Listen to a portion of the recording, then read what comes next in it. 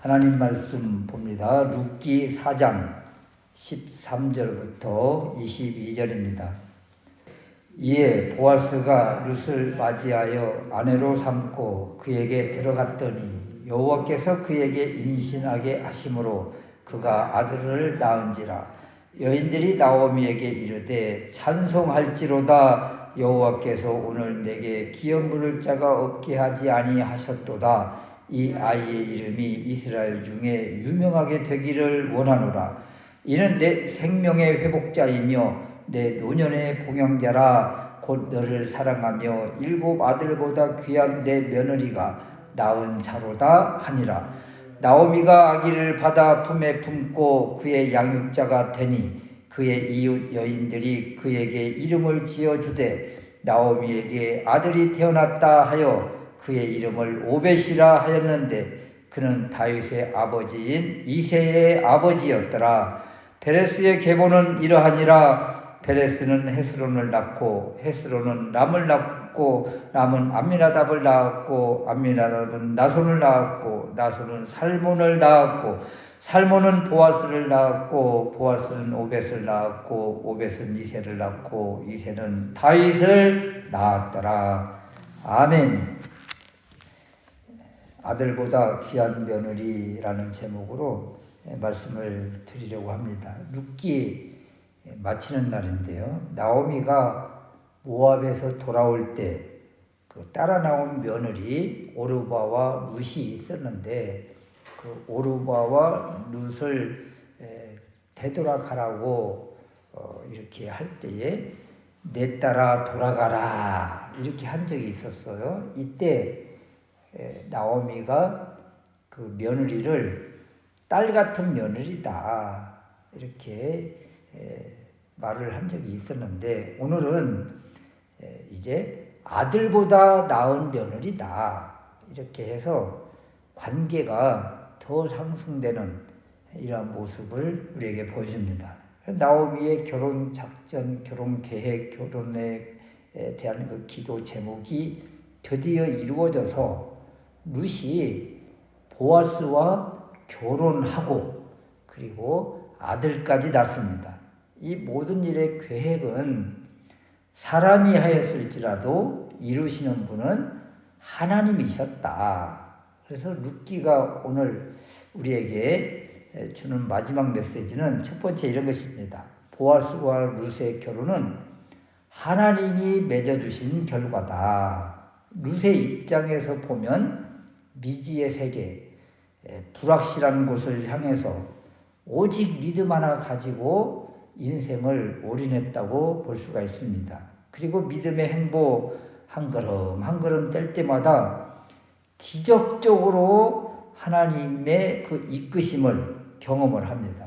이삭을 주우러 갈 때 우연히 간 밭이 기업 물자인 보아스의 밭이었다. 또 그곳에 마침 보아스가 밭에 와서 룻과 보아스가 만나게 되었다. 또 하나님이 이렇게 둘을 만나게 해주신 사건, 모든 것이 하나님이 하신 것이죠. 또 룻이 타작마당에 들어갈 때까지 아무에게도 발견되지 않았고 또 보아스가 눕는 곳을 잘 찾아 들어간 일, 이런 것들도 역시 하나님이 간섭하셨다. 보아스가 성문에 올라 앉았을 때 마침 기업 물을 자의 그 선순위자가 등장한 일, 그 사람을 그곳으로 오게 한 것, 이런 것들도 다 하나님이 하셨다. 그래서 우연히 마침 이런 표현을 통해서 배후에서 역사하시는 하나님의 손이 있었다. 이것을 룻기를 통해서 우리에게 보여줍니다. 그리고 마침내 드디어 보아스와 룻이 결혼하더라. 더군다나 13절 말씀에 보면 여호와께서 그에게 임신하게 하심으로 그가 아들을 낳은지라. 여호와께서 그에게 임신하게 하셨다. 모압에서 말론과의 결혼 생활이 있었지만 임신하지 못했던 이 룻이 베들레헴에 와서 나이 많은 보아스를 통해서 임신하고 아들을 낳았다. 하나님의 은혜지요. 결혼하면 다 임신하는 것 아닙니다. 이 임신이라는 것이 일반적인 것 같지만 하나님이 생육의 은혜를 주셔야만 가능한 것이에요. 이 하나님을 알지 못한 이 불쌍한 영혼들은, 세상 사람들은 뭐라고 그래요? 무슨 삼신 할머니가 점지해 줬다는 등, 100일 치성 불공을 들여서 그랬다는 등 이런 말들을 하는데, 이런 것들은 하나님을 모독하는 일들이죠. 룻의 인생, 절망과 실패의 인생이었지만 이렇게 하나님의 간섭하심과 하나님의 이끄심과 하나님의 인도하심과 하나님의 은혜 베푸심으로 인해서 이렇게 놀라운 기적적인 역사를 경험하는 여인이 되었다. 이것이 바로 여호와 하나님께 돌아온 이에게 하나님께서 나에게로 품어주시는 그런 은혜다. 이것을 우리에게 지금 보여주면서 보아스와 룻의 이 결혼, 그리고 아들 낳는 이 모든 것들 하나님의 행하심이었다. 이렇게 우리에게 지금 보여주고 있습니다. 두 번째는 이제 동네 사람들인데, 동네 사람들이 기뻐해주고 복을 빌어주는 이런 것들을 통해서 베들레헴은 믿음의 공동체의 모습을 보여주더라. 이런 거예요. 보아스와 룻의 결혼을 주책이다 이렇게 비난하는 사람이 없잖아요. 그리고 나오미를 향한 찬사를 보여주는데 14절 말씀에 여인들이 찬송할지로다. 여호와께서 오늘 내게 기업 물을 자가 없게 하지 아니하셨도다. 그동안 대가 끊어져 절망 가운데, 저주 가운데 있었던 이 가정에 유산을 이어받을 그 손주를 주셨다. 기업 물을 자가 이어졌다. 여기에 대해서 동네 사람들이 환호하고 있는 모습이에요. 더군다나 그 다음 이 아이의 이름이 이스라엘 중에 유명하게 되기를 원하노라 하면서 나오미의 손주 룻의 아들에 대해서 복을 빌어주고 있잖아요. 그러면서 이 동네 사람들이 이런 말을 해요. 15절 말씀에 7 아들보다 귀한 내 며느리, 이런 말을 하잖아요. 아들보다 귀한 며느리. 이 얼마나 아름다운 칭찬의 모습입니까? 남자들이 다 모압에서 죽고 여자들만 고향으로 돌아올 때 세상 사람들은 뭐라고 할까요? 이런 일들을 보면 남편 잡아먹은 여자다, 대가 세다, 막 별말을 다 하면서 수군거리면서 이렇게 비방하기 일쑤인데, 이 베들레헴의 여인들은, 이 동네 사람들은 내 일처럼 위하고 칭찬하고 복을 빌어주더라. 오늘날 대부분의 사람들, 세상 사람들, 내 자식, 내 아들, 자기 집, 자기 중심, 개인주의, 이런 것들이 판치는 이 세상과 이 베들레헴 이 마을 사람들과의 모습은 너무나 다르잖아요.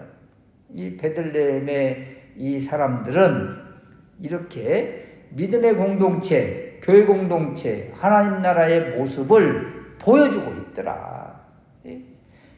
한 가족 공동체처럼 이렇게 아파할 때 같이 아파하고, 이렇게 기뻐할 때 같이 기뻐하고, 또 같이 복을 빌어주고, 이런 모습이 바로 하나님 나라의 모습을 이 땅에서 미리 맛보는 모습이다. 베들레헴의 이 공동체는 참으로 교회 공동체의 가장 아름다운 모델을 보여주고 있더라. 이런 거예요.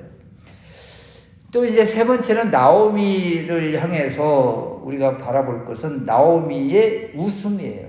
나오미가 참 웃고 있다. 이런 것인데 16절 말씀에 나오미가 아기를 받아 품에 품고 그의 양육자가 되었다. 나오미가 아기를 품에 안았다. 이 장면, 이 이미지, 이 표현은 충만함 넘치는 기쁨 또는 웃음, 이 모습을 보여줍니다. 나오미의 이름 뜻이 나의 기쁨이었는데 모압에서 텅 빈 인생으로, 비참한 인생으로, 통곡의 인생으로 돌아와서 자신을 동네 사람들에게 나를 말하라고 해라. 내 인생이 이렇게 참 비참한 쓴 인생이다. 이렇게 이야기를 했었는데 지금은 어때요? 지금 마지막 룻기 마치는 이 모습 속에서는 아이를 안고 있는 이 모습, 그리고 기쁨의 그 이름처럼 기뻐하는, 웃음이 넘치는 이런 모습이라는 거예요. 자녀를 결혼시키고 그 다음에 손주를 안고 할아버지 할머니가 된 사람들 모습 보면 뭐 카톡이나 어디에나 보면 다 손주 또 아기들 막 사진 올려놓고 동영상 보고 그러면서 그냥 미소를 짓는 모습, 그런 모습이 바로 나오미의 모습이다.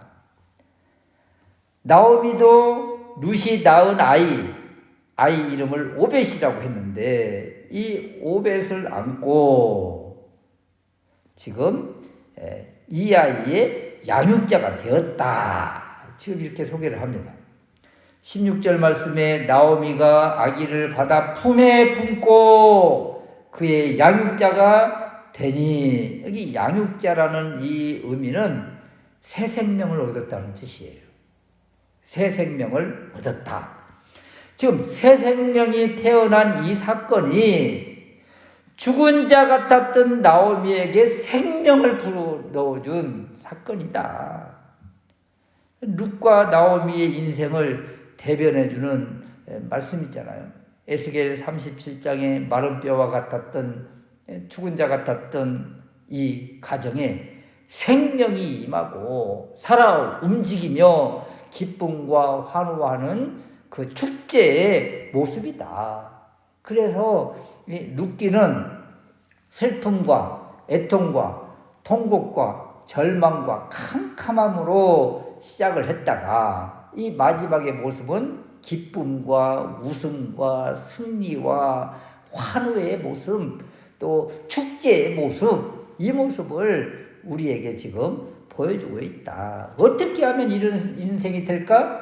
믿음으로 주님 안으로 돌아오기만 하면 이런 은혜를 주신다. 이것을 룻기를 통해서 보여주고 있고, 그리고 더 큰 복이 무엇이었는가? 이것을 이제 족보를 통해서 우리에게 보여주고 있는 거예요. 그래서 베레스의 계보를 쭉 설명을 해주면서 18절 이하에 베레스의 계보는 이러하니라.